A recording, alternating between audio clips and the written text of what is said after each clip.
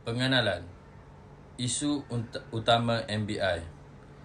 Majlis Bandaraya Ipoh MBI, pihak berkuasa tempatan yang mentadbir pembangunan Bandar Ipoh Perak.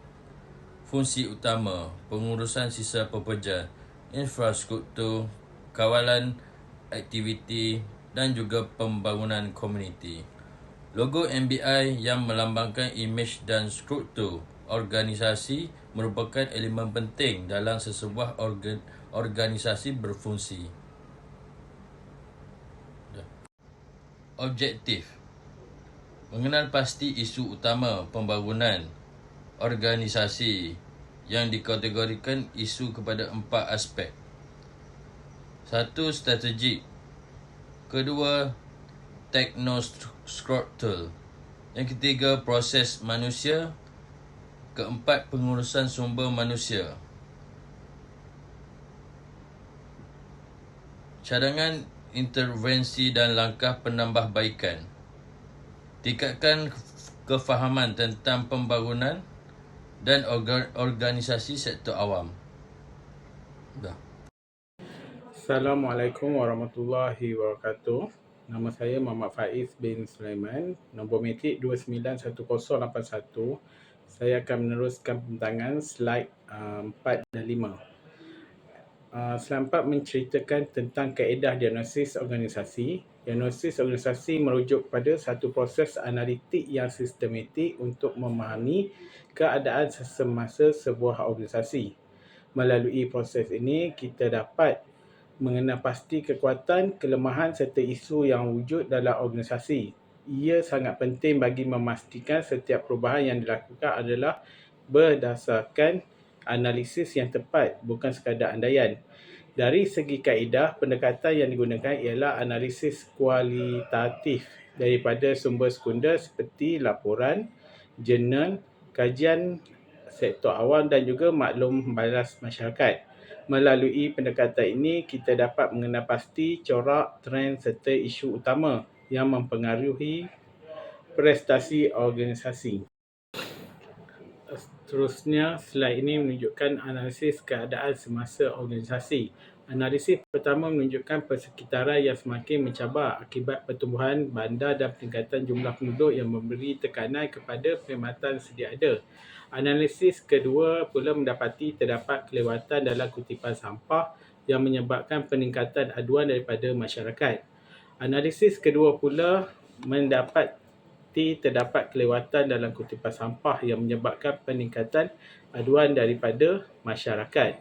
Analisis ketiga menunjukkan wujud jurang antara jangkaan masyarakat dengan perkhidmatan yang disediakan, menandakan keperluan penambahbaikan dari segi kualiti dan kecekapan.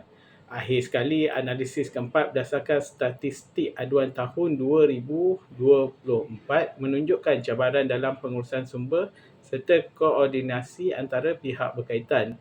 Kesimpulannya, semua analisis ini membantu mengenal pasti isu utama yang perlu diberi perhatian untuk meningkatkan keberkesanan organisasi. Sekian, terima kasih. Assalamualaikum, saya Nuhaizura binti Ilyas menerangkan tajuk pengenalpastian isu utama pengambilan kesimpulan. Seperti yang dinyatakan, tugasan ini bertujuan untuk mengenal pasti isu utama yang berlaku dalam pembangunan organisasi dan membahaskannya kepada 4 aspek, iaitu strategik, perancangan tidak selaras kurang fleksibel, teknostruktural, iaitu penggunaan teknologi belum optimum, pengurusan sumber manusia, motivasi, latihan dan pembangunan kerjaya, dan proses manusia, iaitu komunikasi dan kerjasama dalaman yang tidak efisien.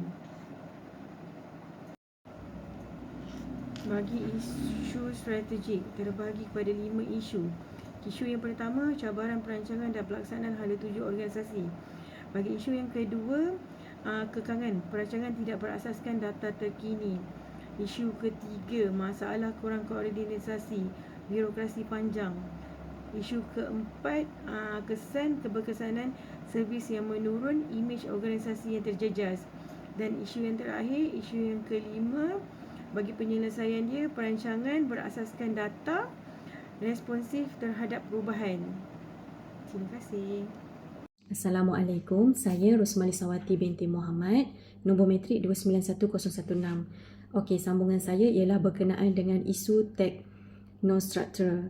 Okey, isu teknostruktural berkaitan dengan ketergantungan pada prosedur, manual dan penggunaan teknologi yang belum dioptimumkan, menyebabkan kekangan dalam transformasi digital di Majlis Bandaraya Ipoh.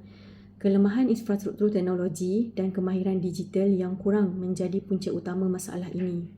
Kekurangan motivasi dan kemahiran penggunaan sistem maklumat dalam kalangan kaki tangan menyebabkan rendahnya tahap integrasi dan penggunaan teknologi yang membawa kepada kelewatan servis serta peningkatan kos operasi. Okey, kajian menunjukkan perlunya pelaburan teknologi, latihan digital untuk kaki tangan dan penstrukturan semula sistem kerja supaya teknologi dapat membawa manfaat penuh kepada organisasi. Berkenaan dengan penambahbaikan sistem digital, organisasi melalui pengintegrasian sistem pengurusan maklumat berpusat dicadangkan untuk meningkatkan kecekapan aliran kerja dan mengurangkan kebergantungan pada proses manual. Latihan literasi digital perlu diperkuatkan dalam kalangan kaki tangan supaya teknologi dapat digunakan secara optimum, menjadikan struktur kerja dan kompetensi pekerja turut berubah. Intervensi ini dijangka dapat meningkatkan kecekapan operasi, mempercepatkan penyampaian perkhidmatan dan memperkukuhkan keupayaan Majlis Bandaraya Ipoh menghadapi cabaran perbandaran moden. Seterusnya, isu proses manusia. Isu proses manusia berkisar pada kelemahan komunikasi dalaman, hubungan kerja yang tidak harmoni dan kekurangan budaya kerjasama yang menyebabkan salah faham tugas dan gangguan kerjasama dalam pelaksanaan aktiviti di Majlis Bandaraya Ipoh. Ketidakjelasan peranan dan tanggungjawab juga menyumbang kepada konflik dalaman dan pertindihan tugas, menjejaskan koordinasi antara jabatan. Kesan isu proses manusia termasuk kepada penurunan produktiviti, motivasi rendah, peningkatan ketidakhadiran serta prestasi organisasi yang merosot, yang memerlukan penambahbaikan komunikasi, latihan interpersonal dan pembinaan budaya kerja yang kukuh. Pengukuhan komunikasi dalaman dan pembangunan budaya kerja berpasukan melalui sistem komunikasi organisasi yang lebih terbuka program latihan komunikasi berkesan perlu dicadangkan. Aspek manusia adalah kritikal dalam mempengaruhi keberkesanan pelaksanaan strategi dan sistem kerja, di mana komunikasi berkesan mampu meningkatkan koordinasi, mengurangkan konflik dan memperkukuhkan kepercayaan.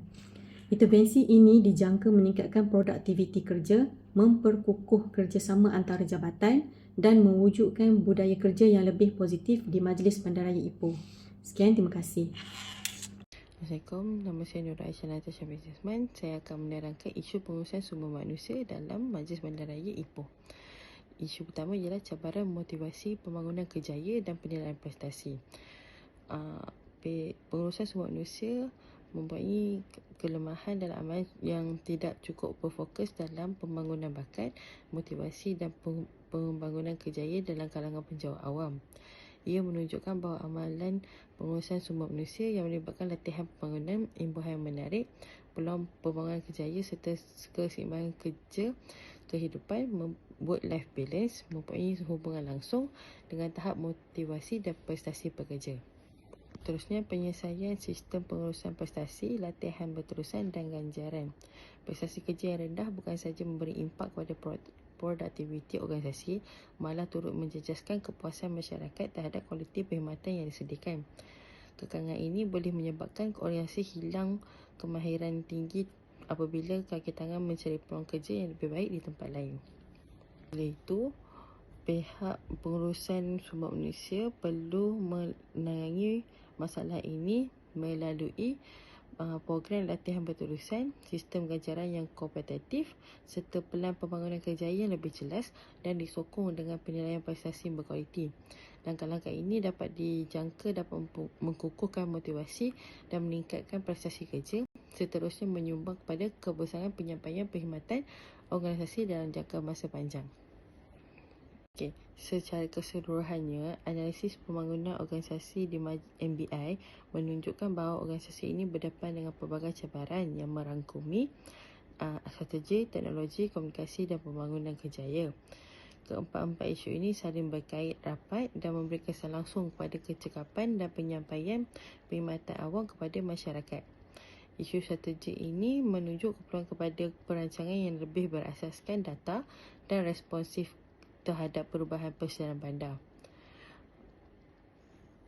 Secara keseluruhannya, pelaksanaan intervensi pembangunan organisasi ini dapat dijangkakan dapat meningkatkan kecekapan operasi, memperkukuhkan kapasiti sumber manusia serta meningkatkan kualiti perkhidmatan MBI. Hal ini seterusnya menyokong matlamat organisasi untuk menjadikan pihak berkuasa tempatan yang lebih efisien, responsif dan mampat dalam memenuhi keperluan masyarakat bandar. Sekian, terima kasih.